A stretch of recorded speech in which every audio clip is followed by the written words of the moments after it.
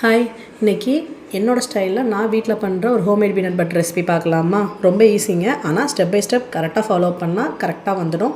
எல்லா நட்ஸுமே oil release பண்ணும், அதுதான் கான்செப்ட். வாங்க பார்க்கலாம்.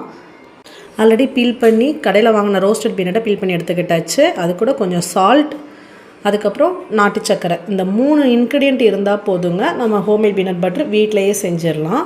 வாங்க பார்க்கலாம். இப்போது 30 செகண்ட்ஸ் நான் போட்டு எடுத்துக்கிட்டேன். இதில் வந்து பவுடர் கன்சிஸ்டன்சி வந்துருச்சு. இதில் நீங்கள் ஒரு 3 டேபிள் ஸ்பூன் பவுடர் வந்து எடுத்து வச்சுக்கிறேன். அது எதுக்குங்கிறத ஃபைனலில் சொல்கிறேன். அப்போ நீங்கள் வேணுமா வேண்டாமாங்கிறத உங்கள் ரெசிபியில் டிசைட் பண்ணிக்கோங்க. ஸோ அதுக்கடுத்து நீங்கள் மிக்சியை வந்து ஒரு 10 செகண்ட் 20 செகண்ட் கேப் விட்டு நீங்கள் யூஸ் பண்ணுங்கள். ஏன்னா மிக்சி வந்து ரொம்ப ஓவர் ஹீட் ஆகும்.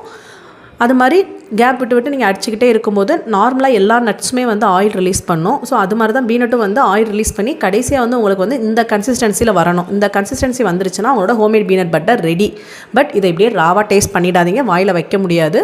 ஸோ அதில் வந்து நான் வந்து நாட்டு சக்கரை ஆட் பண்ணியிருக்கிறேன். இதில் வந்து ஹனி ஆட் பண்ணலாம். இப்போ வந்து நான் வந்து நாட்டு சக்கரையும் சால்ட்டும் ஆட் பண்ணியிருக்கிறேன். ஹனி ஆட் பண்ணிங்கன்னா உங்கள் பீனட் பட்டர் வந்து டைட் ஆகிடும்.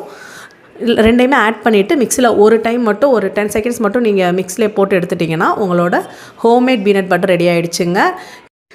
இப்போ இந்த ஹோம்மேட் பீனட் பட்டரில் நான் ஸ்டார்டிங்கில் ஒரு 3 டேபிள் ஸ்பூன் எடுத்து வச்சாலும் அந்த நட்ஸு, அந்த பீனட் வந்து ஒரு கிரைண்ட் பண்ணது அதை ஆட் பண்ணிக்கலாம். அதை ஆட் பண்ணிங்கன்னா உங்களுக்கு வந்து உங்களோட பீனட் பட்டர் வந்து கொஞ்சம் க்ரன்ச்சியாக இருக்கும்.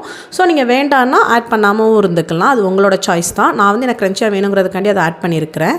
ஸோ அதுக்கப்புறம் வந்து நீங்கள் வந்து ஒரு கிளாஸ் கண்டெய்னர் இல்லைனா ஸ்டெயின்லெஸ் ஸ்டீல் பாக்ஸில் ஸ்டோர் பண்ணிக்கோங்க. அந்த மாதிரி ஸ்டோர் பண்ணிங்கன்னா ஃப்ரிட்ஜில் வந்து 3 மந்த் யூஸ் பண்ணிக்கலாம். வெளியில் வச்சுருந்தீங்கன்னா 3 to 4 days தான் யூஸ் பண்ண முடியும்.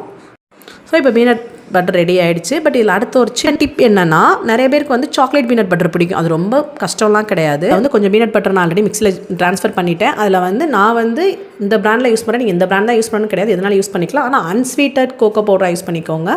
நான் வந்து கொஞ்சம் தான் செய்கிறதுனால ஒரு 1/2 டேபிள் ஸ்பூன் மட்டும் கோகோ பவுடர் ஆட் பண்ணுறேன். நீங்கள் குவான்டிட்டியை பொறுத்து அந்த ஃபினிஷிங் சக்கரை ஆட் பண்ணுவோம்ல, அந்த டைமில் வந்து நீங்கள் கோகோ பவுடரும் சேர்த்து ஆட் பண்ணிவிட்டு மிக்ஸியில் ஒரு கிரைண்ட் மட்டும் பண்ணி எடுத்துட்டிங்கன்னா உங்களோட சாக்லேட் கோகோ பவுடர் ரெடி. நான் என்னோடய பீனட் பட்டரை வந்து பிரெட் ஸ்லைஸ்க்கு, சப்பாத்திக்கு, ஓவர் நைட் ஓட்ஸ் ரெசிபி அதுக்கெலாம் யூஸ் பண்ணுவேன். என்னோடய ஓவர் நைட் ஓட்ஸ் ரெசிபியை ஒரு வீடியோவில் அப்லோட் பண்ணுறேன். நீங்களும் இது மாதிரி உங்கள் வீட்டில் ட்ரை பண்ணி பாருங்கள். கண்டிப்பாக கிட்ஸ் ரொம்ப என்ஜாய் பண்ணுவாங்க. நம்ம கிட்ஸுக்கு பண்ணுற எல்லா விஷயமும் ஸ்பெஷல் தான். தேங்க்யூ ஃபார் வாட்சிங்.